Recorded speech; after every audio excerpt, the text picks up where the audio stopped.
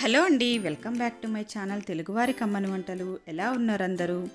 ఈరోజు మనం మామిడికాయ రోటి పచ్చడి ఎలా తయారు చేసుకోవాలో చూద్దాం. దానికి కావలసిన పదార్థాలు, నేను ఇక్కడ 2 మామిడికాయలను తీసుకొని ఇలా ముక్కలుగా కట్ చేసి పెట్టుకున్నాను. 1/2 కప్పు ఊరగాయ కారాన్ని తీసుకున్నాను. 3 స్పూన్ల సాల్ట్,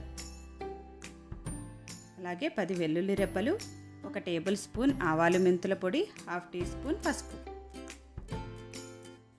ఈ మామిడికాయ ముక్కలన్నిటినీ మనం రోట్లో వేసుకొని కొంచెం కొంచెంగా దంచుకుందాము. అలాగే వెల్లుల్లి రెబ్బల్ని కూడా యాడ్ చేసుకొని ముందుగా రెడీ చేసి పెట్టుకున్న పసుపు,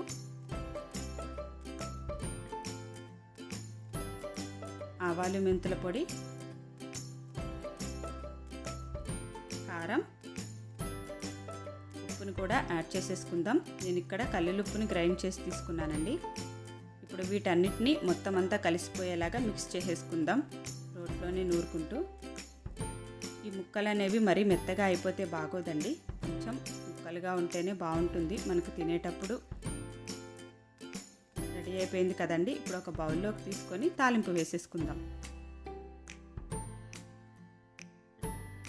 నేను ఇక్కడ తాలింపుకి స్టవ్ ఆన్ చేసుకొని కడాయిని పెట్టుకొని పల్లి ఆయిల్ని యాడ్ చేస్తున్నానండి. ఈ పచ్చడికి కొంచెం ఆయిల్ ఎక్కువగానే పడుతుంది, అప్పుడే మనకి ఎక్కువ రోజులు నిలువ ఉంటుంది. తాలింపు కోసం ఆవాలు,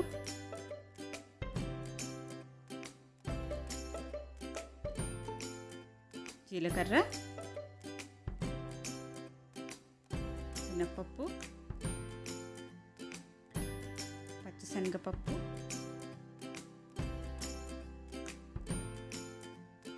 మూడు ఎండుమిర్చి, వీటన్నిటిని కొంచెం ఫ్రై అయ్యేంత వరకు ఫ్రై చేసుకొని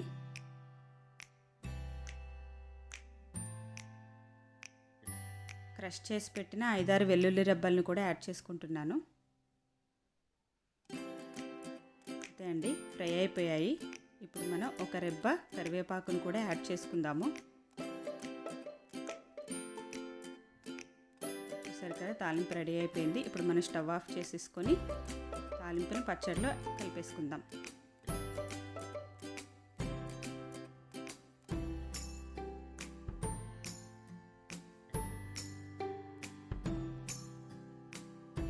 మనకి ఎంతో కమ్మగా మామిడికాయ రోటి పచ్చడి రెడీ అయిపోయిందండి. ఈ పచ్చడిని మనం వేడివేడి అన్నంలో నెయ్యి వేసుకొని తింటే ఎంతో టేస్టీగా ఉంటుంది. మీరు కూడా ఒకసారి ఇలా మామిడికాయ రోటి పచ్చడి ట్రై చేసి ఎలా వచ్చిందో నాకు కమెంట్ సెక్షన్లో షేర్ చేయండి.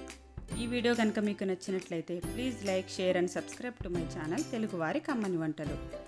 నేను చేసే మరిన్ని వీడియోస్ అప్డేట్స్ కోసం పక్కనే ఉన్న బెల్ సింబల్ని క్లిక్ చేయండి.